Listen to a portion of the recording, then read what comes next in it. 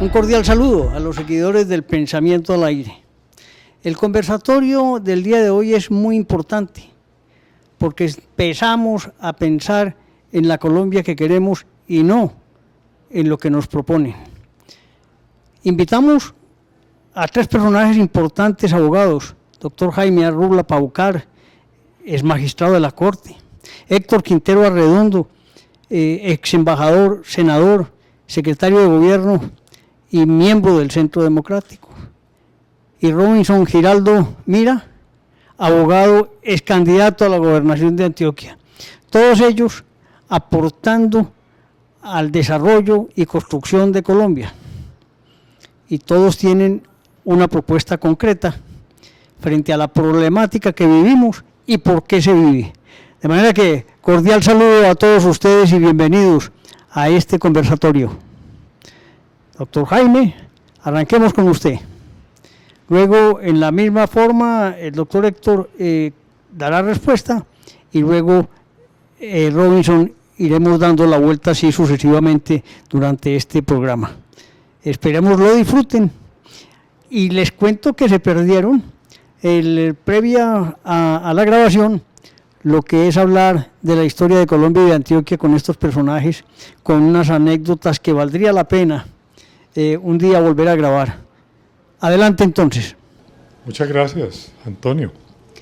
Bueno, esto es como saludarse uno mismo, porque nosotros estamos siempre siguiéndote, no pues todos los días, pero tú tienes una cadena de pensamiento que tiene muchos seguidores. Muchas gracias por la invitación. Antonio, muchas gracias por este espacio tan importante. Y bueno, yo no soy experto, yo me considero un aficionado del constitucionalismo. Y un saludo para todos los oyentes, para todos para toda la teleaudiencia y todos los que están también sintonizados con esta temática tan importante.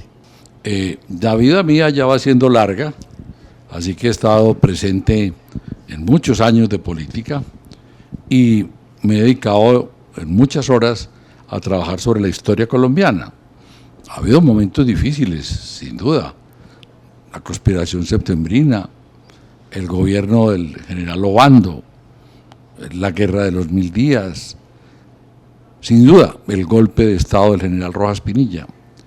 Pero yo creo que lo que está pasando hoy no se ha vivido, porque es que, y arranco como creando ya una corriente de pensamiento, es el propio jefe de Estado el que pone a el Estado y a la sociedad en una situación de zozobra. Lo contrario de lo que ha sucedido hacia atrás, que aún en momentos como el del general Melo, por ejemplo, con general Obando, siempre se contó con grandes dirigentes, y en la presidencia, hacia uno no le gusten algunos, hay que reconocer que fueron personas de un gran nivel intelectual y muy centrados en la dirección del Estado. Totalmente de acuerdo. Simplemente agrego un elemento más. Creo que esto, en un contexto geopolítico, traspasa fronteras. Creo que la crisis nos llegó a nosotros, pero ya había arrancado hace mucho rato. En el contexto latinoamericano ha sido muy notoria. Venezuela, Bolivia, el mismo Ecuador, Argentina. Hay unos problemas muy graves desde el punto de vista de democracia, crisis de representación política. Todo ese cuento que uno escuchaba del protocolo de Sao Paulo y todo eso, resulta que no era cuento. Eso es más real, que hasta ahí hay una agitación popular tendiente a pescar en río revuelto, diría yo. Y aquí en Colombia se ve muy claro. Un presidente que sale a convocar a una constituyente que no es para reformar la Constitución del 91, que no es porque le hayan negado sus principales iniciativas en el Congreso y que no es para buscar la reelección. Entonces, ¿para qué es? Entonces él inmediatamente, o sea que no es una constituyente, es simplemente un proceso que él llama constituyente para convocar al demos, al pueblo, para que se manifieste, para que él mismo diga qué es lo que quiere. Es decir, es para mantener una agitación. Son complicaciones que está viviendo la democracia colombiana, pero repito, es un fenómeno que se combina con muchas otras cosas que el mundo entero está viviendo. Mire una bien grave, todo lo que es la migración. Hay una crisis migratoria a nivel universal, no solamente en América, en Europa. Lo que tenemos aquí en el tapón del Darién, lo que tenemos de Venezuela hacia acá. Entonces todo eso empieza, una burbuja. y empieza un líder que más que hacer gobierno lo que está haciendo es política, que calcula muy bien que tiene el 30% de los votos, que calcula muy bien que al otro lado se dividen muy fácil porque viven peleando.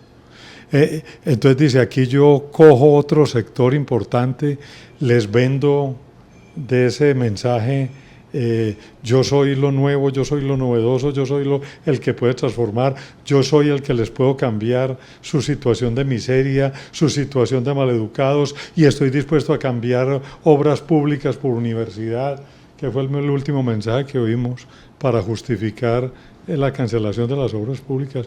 Es un mensaje muy pesado. Yo creo que estamos viviendo un momento aciago para la política y para la democracia colombiana. Bueno, yo pienso que nuestra sociedad es una sociedad que ha vivido el mito bolivariano, el mito del centralismo, el mito caudillista. Yo pienso que hay un gran declive, tardío, por cierto. Francia lo superó por allá en 1789, el imperio inglés, la transición del absolutismo al parlamentarismo. Se agotan esos referentes monárquicos que en nuestra democracia, mal llamada democracia entre otras cosas, y escuchando al doctor Jaime me acuerdo de ese estilo de gobierno. Yo pienso que el presidente hoy desconoce la conquista de la República y todavía se siente en una democracia plebiscitaria, donde todos los días se está buscando la convalidación y apelando al pueblo, pero desconociendo toda la arquitectura institucional, y yo lo veo asustado. Veo asustado el presidente buscando salida por acá, no le da por aquí tampoco. Entonces está muy interesante esto, pero lo que quiero redondear es que se agota el mito de los caudillos, porque obviamente estamos en una sociedad civil del siglo XXI, la era del conocimiento, la inteligencia artificial, la revolución de las tecnologías de la información y la comunicación, e indiscutiblemente hay una ciudadanía más crítica, más consciente, y la información se multiplica en segundos. Entonces las posibilidades de ocultar o de mantener una mentira se cae en cuestión de horas.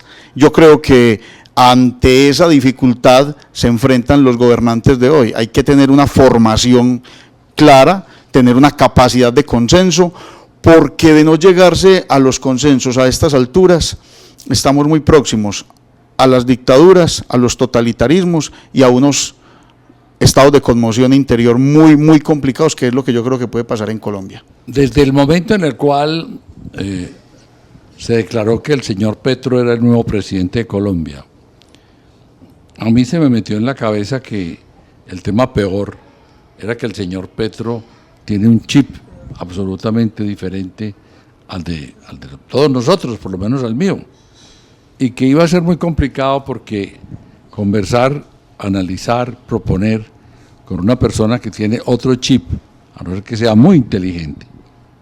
Historia del mundo, Mitterrand, por ejemplo, y el llamado alcalde de París, que no era socialista, se pudieron entender, pero a un nivel muy alto.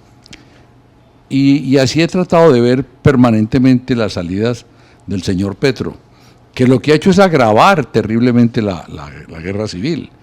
El sur está perdido. El sur, ayer hubo mensajes sobre cómo Micay, en el Cauca, es una verdadera república independiente, no he metado mentiras. La provincia de Ituango, en Antioquia, está vuelta lo que ustedes quieran, un enredo. Yo tengo algunas informaciones que me llegan. Entonces, este señor, en vez de buscar pues un gran acuerdo donde las reformas democráticas, si es que él cree en la democracia, se puedan avanzar, utiliza un lenguaje peor, incendiario, complicado, y a ratos yo digo, este señor es que no es consciente de lo que él representa, que este señor, y puede que a mí no me guste mucho la figura que voy a dar porque yo no soy central presidencialista, pero este señor es jefe de Estado, jefe de gobierno, jefe de la administración, encarna la unidad nacional y debe velar porque a todos los ciudadanos de Colombia se les garanticen sus derechos. Este señor hace como lo contrario, o sea, exactamente destruir el Estado, complicar el gobierno y pues en Antioquia atentar contra los derechos del pueblo antioqueño de una manera terrible, absurda pues claro, pero terrible y amenazante. Entonces, oyéndolos a ustedes, pues digo, sí señor, hace parte de la conspiración. Yo era embajador en el Perú cuando el foro de Sao Paulo, y recuerdo una discusión muy fuerte que tuvimos con el entonces canciller de allá, que se paraba más o menos en lo que llaman la izquierda. A mí no me gustan mucho esos términos, y estaba feliz con ese cuento, y nosotros, que éramos un gobierno disque de derecha, tampoco me gusta esa expresión, pues le tuvimos que decir que Colombia no entraba en ese cuento. Pero bueno, se acabó nuestro gobierno, o el gobierno del doctor Uribe, y el foro de Sao Paulo arrancó para adelante, y yo creo que estamos, bien lo dice Jaime, en el pleno foro de Sao Paulo, una cosa por encima de la institucionalidad colombiana, y por ende de un peligro inmenso. Yo creo que en guerra civil estamos, y se está agudizando en las regiones, los territorios nacionales. Hombre, es que ¿en qué país cierran una vía? Que es una vía arteria, que genera trabajo, que genera empleo, por donde pasan ambulancias, por donde pasan las cosechas de los campesinos, y la cierran y no pasa nada. El gobierno se va a negociar con los que cierran la vía, les promete el oro y el moro, después les cumplen algo, después no cumplen lo demás y vuelven y la cierran, y eso se está volviendo en todo el sur del país, el pan de cada día, por todo el Cauca, las mingas, los ataques, los frentes, la paz total no ha funcionado un milímetro, estamos más en guerra todavía. El problema agrario, como dijo la ministra de ese entonces, no se podían comprar, no hay necesidad, que es propia, venga, le vendemos, que esa es una expropiación fast track.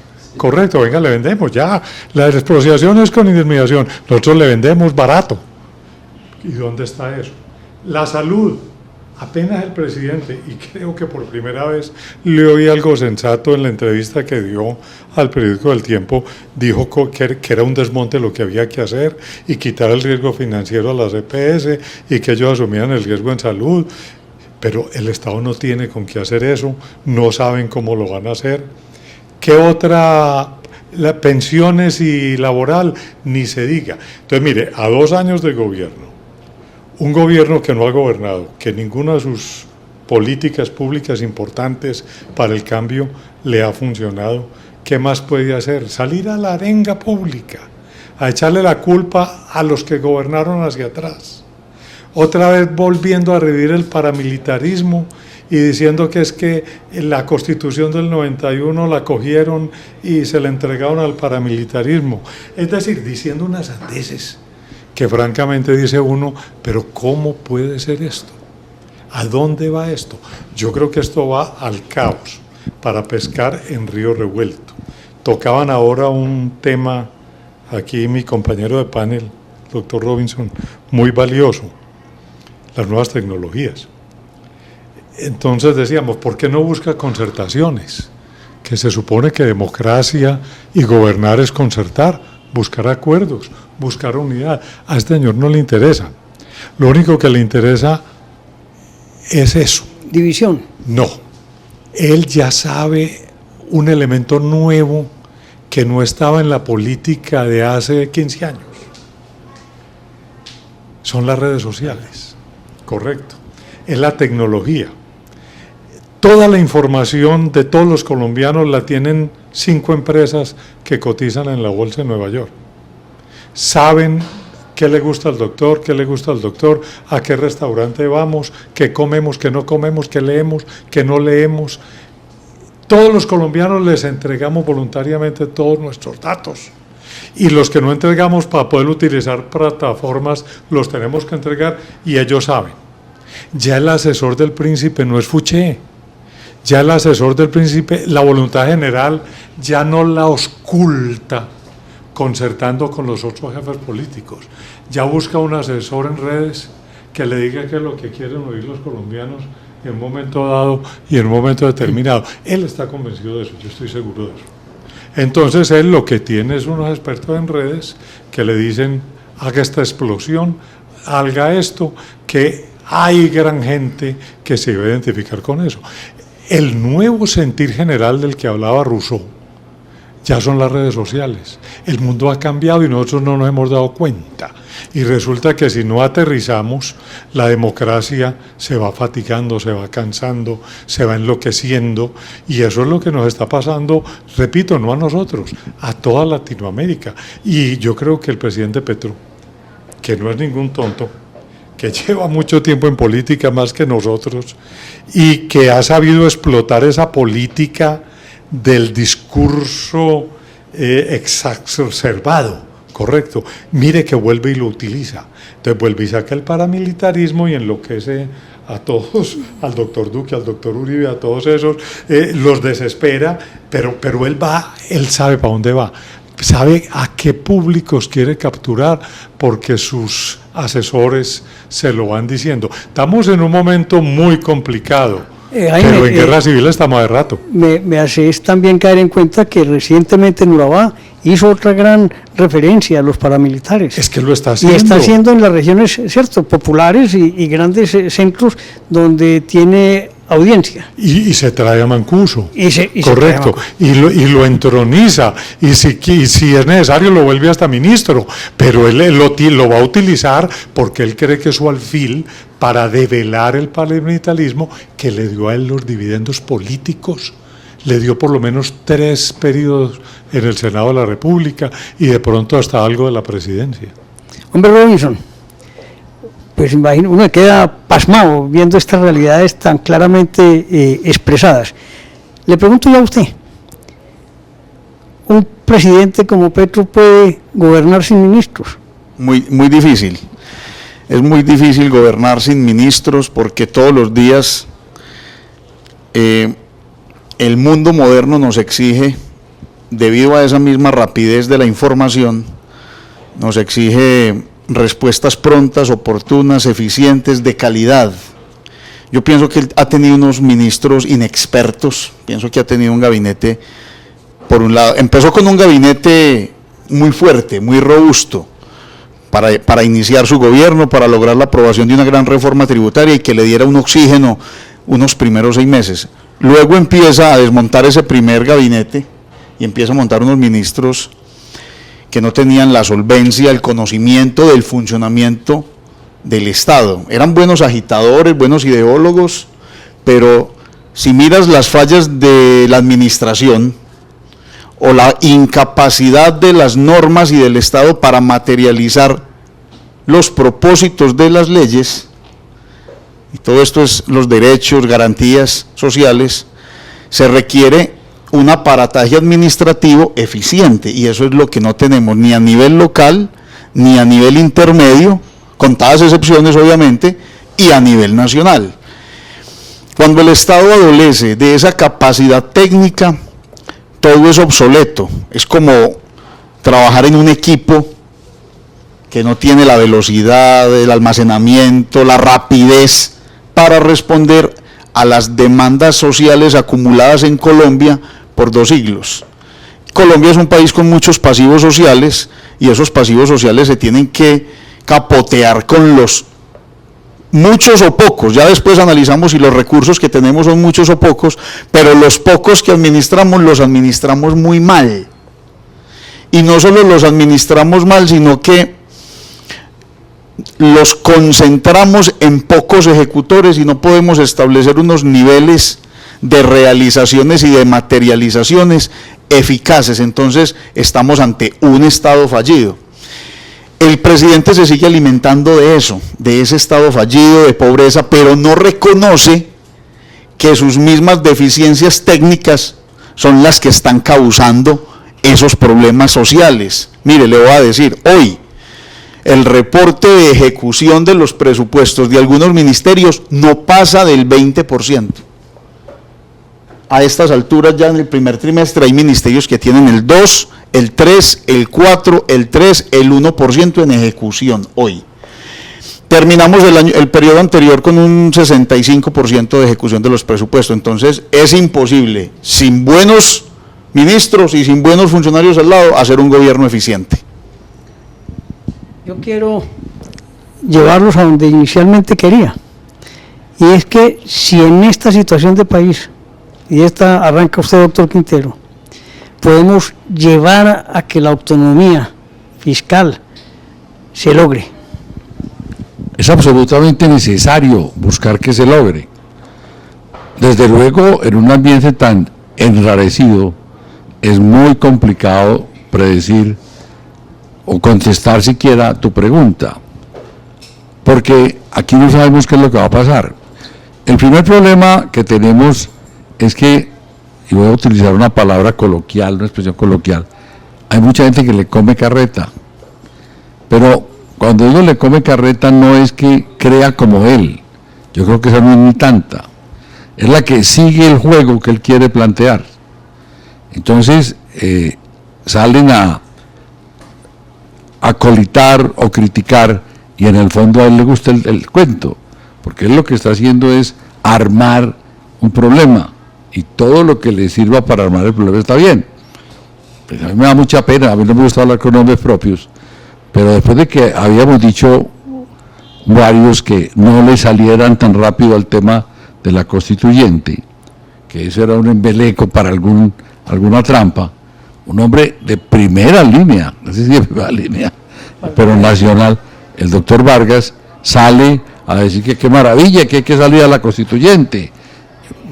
Yo no sé ¿Qué le pasó? La verdad no sé. Yo no sé si es que, yo no tengo la teoría de que, con todo respeto pues por los grandes hombres del país, los descendientes de los grandes hombres son muy peligrosos, porque les da por superar siempre a su papá, a su abuelo y tal. Yo creo que al doctor Vargas le pasa eso a veces. Pero uno o lo otro, ¿cómo sale a hacerle el juego? Y preciso, ayer tuvo que salir a pedir espacio a Caracol, lo vimos a mediodía, diciendo, no es que yo no sabía exactamente que eso era así, es una trampa, yo no puedo hacer ese trabajo y tal cosa. Entonces, el ambiente enrarecido nos quita la posibilidad de hacer cosas importantes como las que tenemos que hacer. Por lo cual, tenemos la obligación de no dejarnos amilanar por las olas de 4 metros. Si el país nos hubiera parado bolas en la autonomía, y hoy tuviéramos unos departamentos autónomos fuertes, estábamos hablando muy distinto. Casi que estábamos diciendo, deje el loquito ese que haga ese planteamiento, que es que a nosotros aquí no es tan sencillo. Lo que tenemos es lo contrario, unos departamentos muy pobres, con unos problemas terribles, que hacen que los gobernadores y los alcaldes inclusive no puedan salir al tema.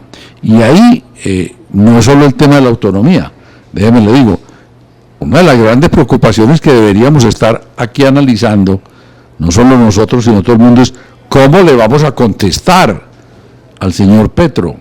Porque es que, y gracias a Dios puedo decir la frase que voy a expresar, ya estamos a solo 2 años prácticamente de la elección que sigue.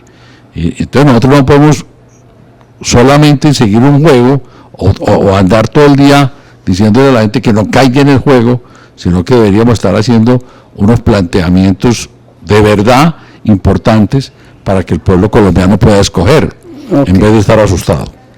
Doctor Jaime, la pregunta mía la voy a enfocar así, aunque puede aclarar algo del doctor Héctor, pero hablemos. Autonomía, centralismo, federalismo, ¿qué sugiere para Colombia usted? Bueno, en primer lugar, me parece importante lo que señalaba el doctor Héctor, y es que yo veo que el presidente de la República es el que está poniendo la agenda en el país. y los políticos tradicionales, y con todo respeto, están detrás. Ninguno está poniendo la agenda. Mire que el que está poniendo la agenda del centralismo o de la autonomía,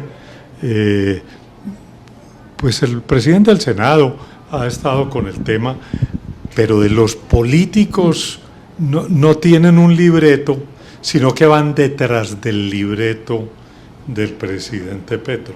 Es decir, él desde hace rato es el que los pone a hablar del tema que él quiere que hablen, ¿correcto? Inmediatamente todos giran, gravitan como lunas alrededor del tema. Entonces nos está imponiendo la agenda. Por eso usted llama la atención sobre si se puede hablar de esto en este momento. Si lo ponemos en la agenda de nuestros líderes, que lo claro que se puede hablar. Es que ese tema ha estado en la agenda desde los inicios de la República. Ha sido el tema clave.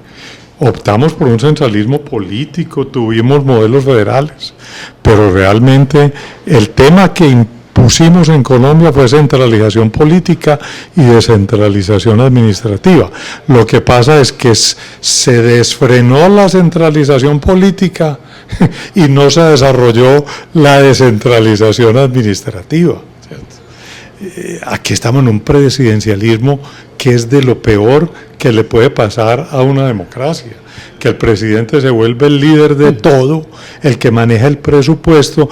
Yo no sé cómo no le caen a Petro diciendo en esta semana, en la entrevista del Tiempo, vuelvo y la repito, que es que el tema era la educación porque la Constitución del 91 la habían desarrollado mal porque no habían priorizado el gasto en educación y le echaba la culpa a todos. Y él, ¿por qué no lo prioriza?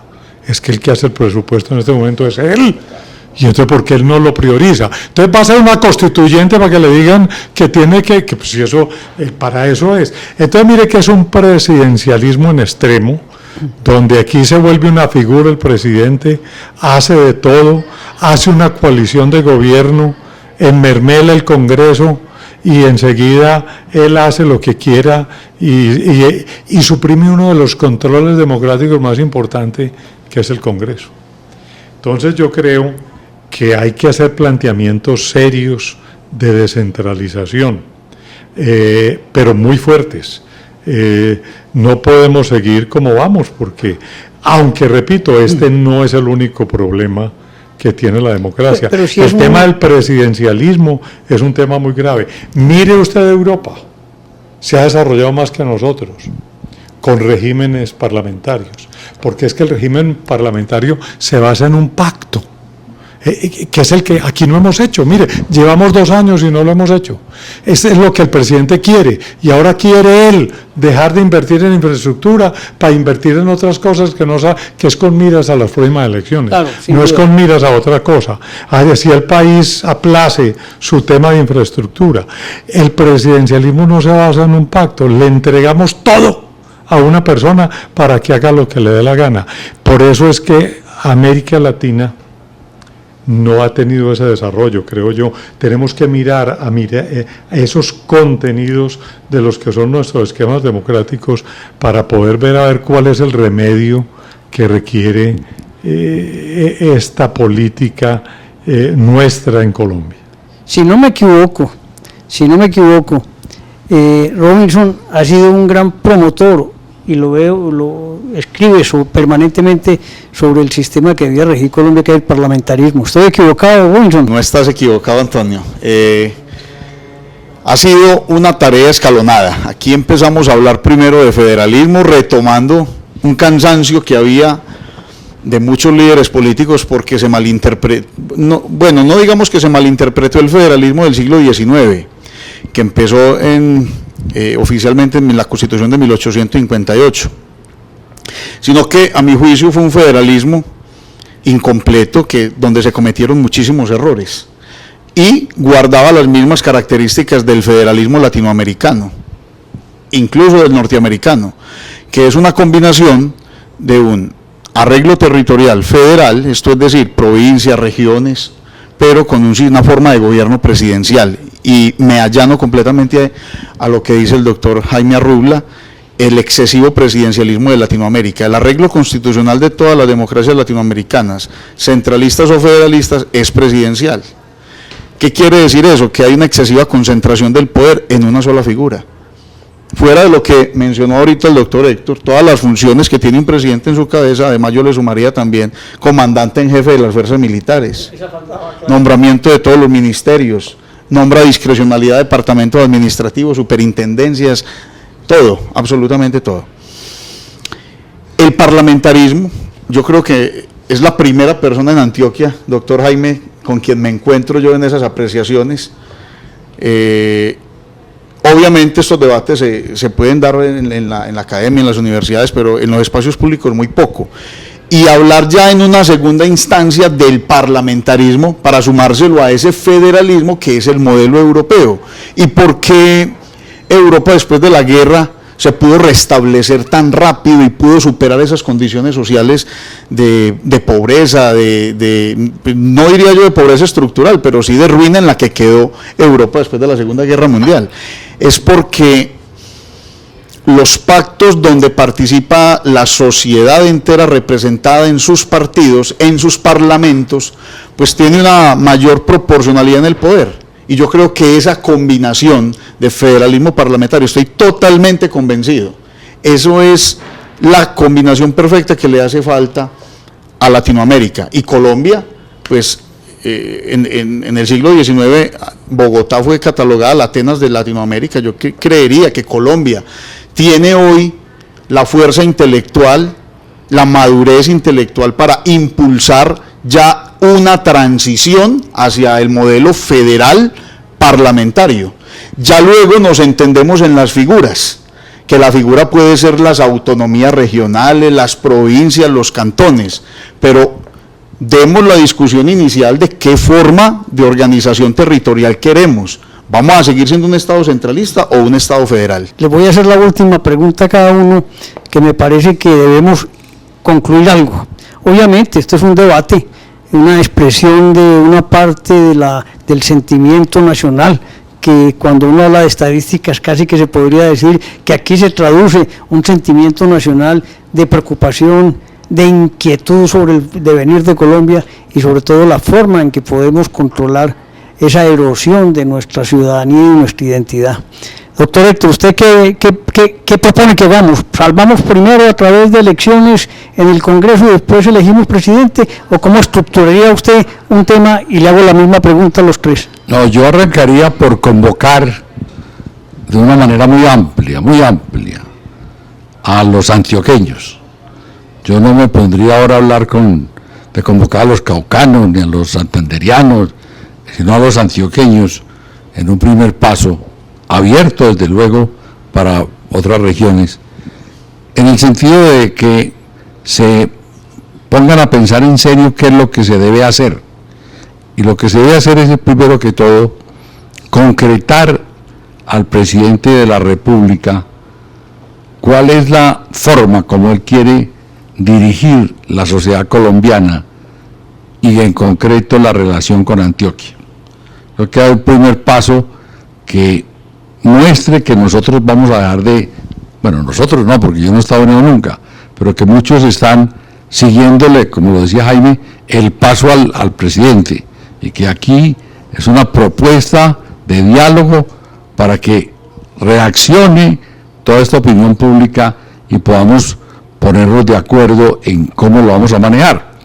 Pero también soy claro, es que no ha sido fácil, porque por ese presidencialismo que, con excepción de la época de la Convención de Río Negro, de la Constitución de Río Negro, 180 años ha manejado este país, seguimos en el cuento del presidencialismo, y entonces no pensamos, no se nos ocurre nada, hay que estrujar los cerebros para que eso pase. Hago una confidencia, con eso creo que termino, porque ya lo otro es pues muy concreto y no tenemos tiempo. Yo casi sufro infarto de felicidad cuando en el foro del doctor Name, el doctor Jaime Arrubla Paucar se pasó a hizo un discurso contradiciendo el presidencialismo.